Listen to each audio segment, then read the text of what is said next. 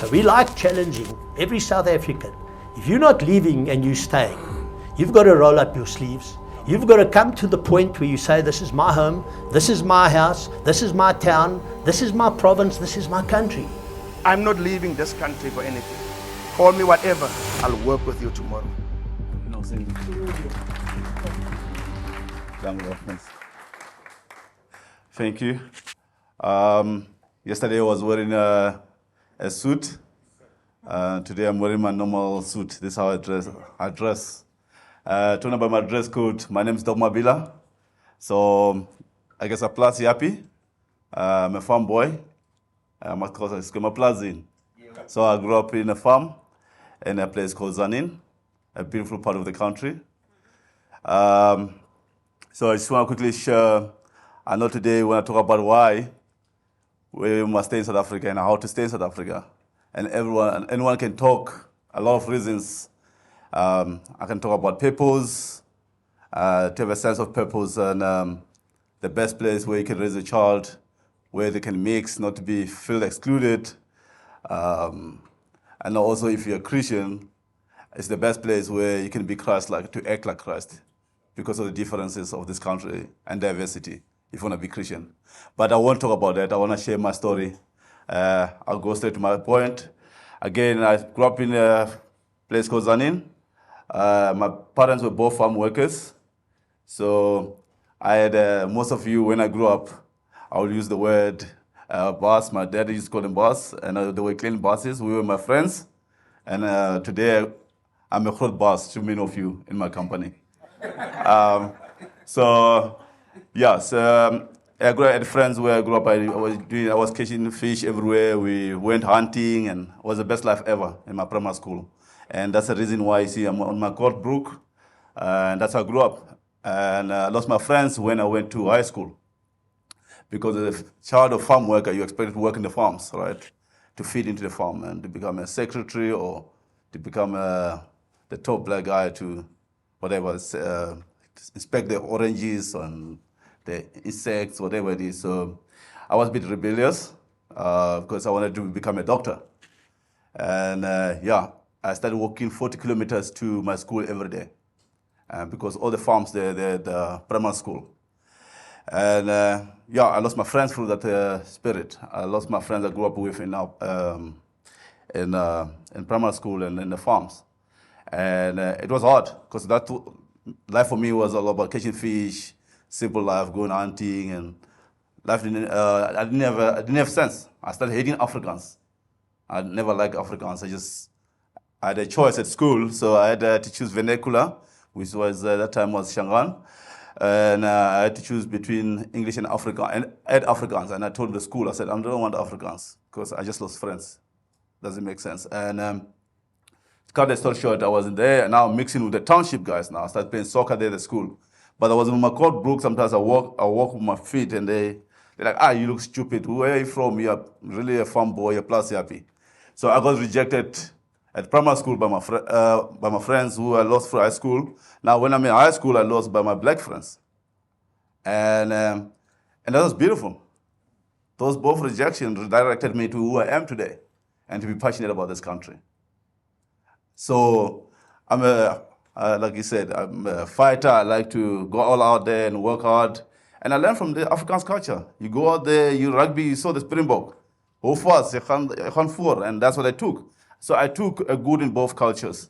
And as I'm speaking right now, I go out there, fight, I don't give up. But at the same time, when life is hard, I make sure that I can laugh at my jokes. I use jokes to survive. I'm a loud guy, I like to joke. But I took both good in both cultures, and that's who I am today. You can call me colored if you want me colored. But I took the good. And then I went to university. I made new friends.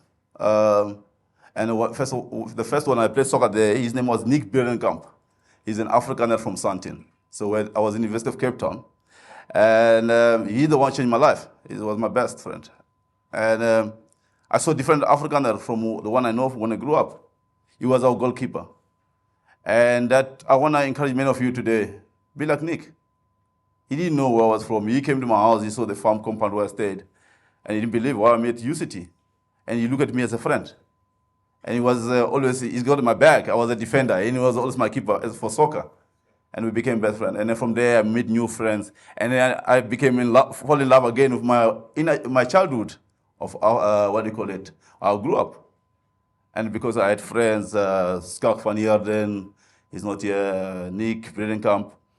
But out of that, today, I got passionate to go back to be involved in Kerk, because it was one of the architects behind what happened in the past in our country and the pain caused to black and white. I was talking to the guys last night. My dad goes to the other church. I can't remember, I always forget the name. But there's the one where you wear your ties, you're very strict, very formal. Alfarm, thank you. My dad goes there, I don't know why, but he's a farm worker. He's got friends there in the city. He's still going there every time, but now it's in Christmas. But I'm passionate to say, listen, let's not leave the country. You were behind this before. Let's work together for the best of this country. So one of the stuff I got involved with is Betereinders, where I'm involved. I'm one of the directors. I'm just there to make sure they don't go offline, all those whiteys. But the reason why I'm also passionate to work with them is that I'm running an organization called Youthzones. We've got over 60,000 youth members across the country. I work in the environment where I grew up, the poor of the poorest. That's what I'm passionate about. If you follow my social media every day, I'm in the squatter camps, I'm in the village. And my biggest passion is, and I'm sorry to say it, South Africa doesn't have a problem with unemployment. It's got the biggest problem for unemployability. And I'm standing here in front of you. The problem that today we're struggling is the unemployability part. And we're passionate about that. And we use sports, we use art as an entry point across the country. We do what they like, netball, and then just to build friendships. We work a lot of relationships in these places. So I'm not a charity, we're not a typical handout. I don't do charity. I don't like the word charity, I don't like the word help amongst the poor people, because it's killing Africa. Never help poor people, people don't need your help. I'm saying it again, poor people don't need your help. They can help themselves, support and what they like. Be a tail of the dog, right? If the dog is happy, it's full, and then what happens to the tail? It works, right? So don't be a body of the dog, be the tail, right? And most of us want to be the body, and we want the poor to be the tail. We're full, and they must be happy for us. No, let's be the other way around. And that's our passion. So we go out there, we support the poor of the poorest in what they love. We give them freedom to choose what they value, not what you value for your business, for you. So South Africa, that's what we're behind. So we're very decolonized way of doing development. We give them freedom. We don't control them. We don't put them in one place. I know it's difficult. There's accountability, there's money, there's funding, there's donors, there's timelines. But we make sure as much as you want to make a difference, as much as you want to go out there and change the poor, you also need to change how you do it. And that's how we roll. And we started with 9 sites across the country, and now we're on 53 sites, including Massengier, where I'm also the head of anti-poaching for the rhino. I don't use the gun, I don't shoot at them, but we create alternatives for them so they can have choice in their lives, because most of them are trapped in the park, they got nowhere to go, they can only walk. I know most of us, we put the animal first and put them after, but if you put them first, I know it's a sensitive topic, it's one of the examples I'm giving you and provoke you. If you put the people first, they will look after the animals. And that's how simple it is. Same as the mining environment where we work, where we reset relationships. Put the people first. They will look after the assets. I had the biggest fight with one of the departments of our government, and you can't put a pie in front of them when they're hungry. They'll come and eat it, whatever it is. So put the people first. So there's a lot of programs we invest amongst the poor of the poorest, and we'll listen to them. The biggest thing is when you have money, when you have power, most of us, the mistakes we do, we don't listen. And the so-called the disadvantage, they're not stupid, they are actually smart. So Youthzones will try to cover those aspects where we listen to the poor, we give them freedom to choose what they value. And I can tell you, we use sports as an entry point. we go to the mind where we empower them with IT, connectivity, a lot of data, because we're talking about 60,000 youth. And we incentivize, again, I don't hand out data 1 gig a month. We incentivize if you do good, you blog, you help your fellow members with homework clubs, we incentivize you. And the IT is only, poverty for me is when you're isolated, when you're disconnected to the rest of the world. So we're trying to connect the poor of the poorest to the rest of the world, and then they connect amongst each other. And that connectivity, it breaks that isolation. And that's where you break poverty. And that's the second step. And then once you go, the first step, sorry, I'm cutting everywhere now, but the first step is life skills. I'm passionate about life skills. Many of you, when you're 4-year-old, your kids, your sons and daughters, you teach them how to save money. Even today, I'm still struggling with money. I get broke because I keep giving. I don't know how to save. We're not taught. You got someone driving a BMW in my age, and they throw a KFC bag outside, and you get angry. But you don't understand that those things were not taught from childhood. So we're passionate about life skills. So you got your sports, your IT for connectivity to the rest of the world, and your life skills. If you look at those things, your sport is just for social cohesion, where we build trust and relationship, but also to help the people, the beneficiaries, in terms of how to work in a team environment. And then the biggest one is the mind with IT, obvious. And then the one I'm passionate about is the heart, the life skills. If you look at those 3 things, that person is employable. He knows how to work in a team, is very informed, and has got good heart. And that's every member of Youthzones, all those 60,000, they must go through those steps. No one just jump and do. And I can tell you, out of that, they can easily become self-employed. We've got over 430 small businesses owned by them, not us, but we support them, we incentivize them around the country. From the Amaskral, we got, I can see Aaron's is here at the back there.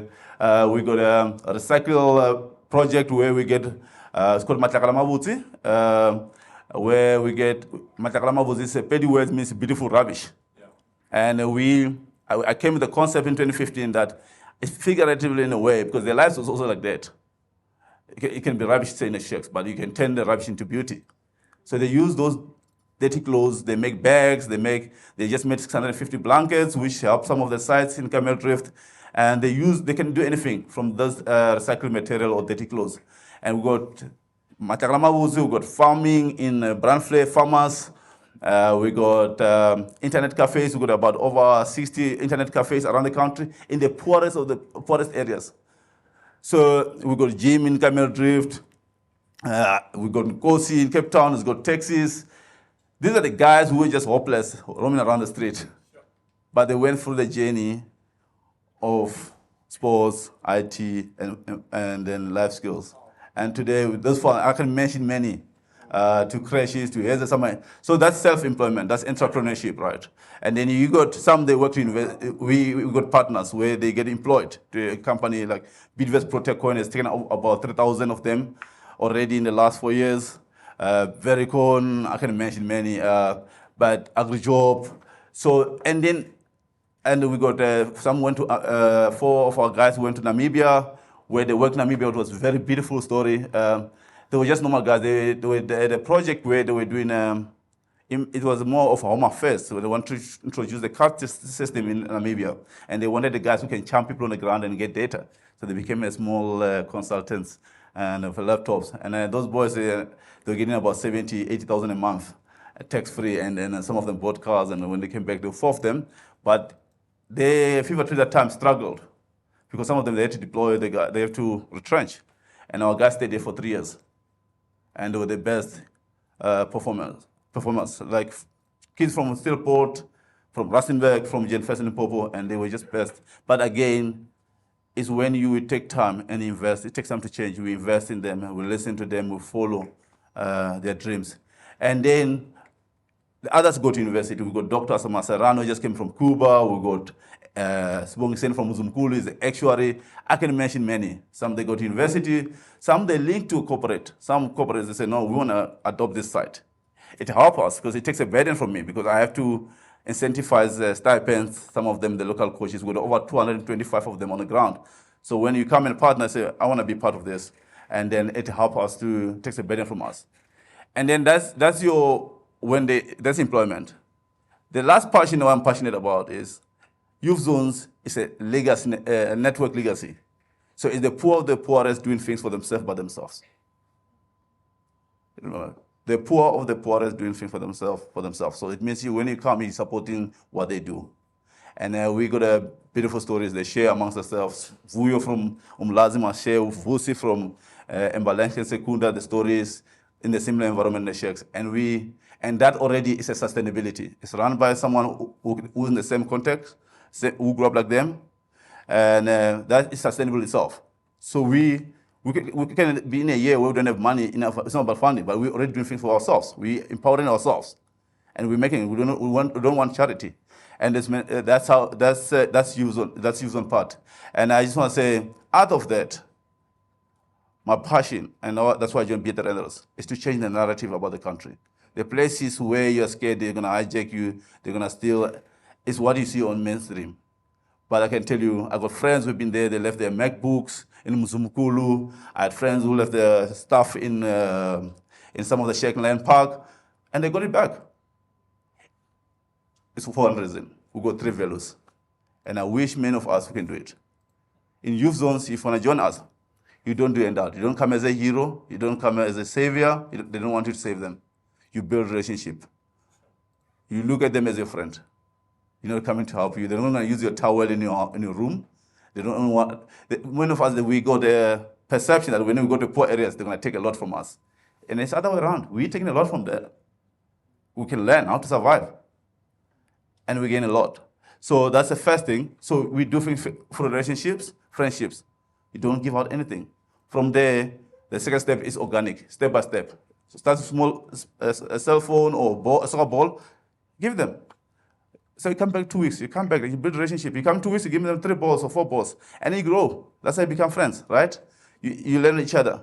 And then the last step is holistic. We don't look at the human being as a brick, as a building. A human being is complicated. Some of the kids are the young parents, because they're late, or they we don't come and say, I want to teach you computers, I want to teach you life. No, I look at it as a human being, not as an object.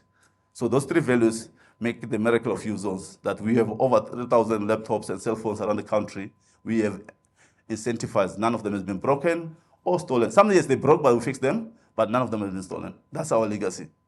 And in the places, so for me, again, let's become friends. And that's what I'm passionate about today. I'm standing in front of you, that I'm standing for my friends in those poor areas. But let's be friends. Go braai. Know the person better. All right. So I'm inviting you to go and act. It's easy to talk. I hope what I said today and tomorrow, we can be together for the best of South Africa. Thank you.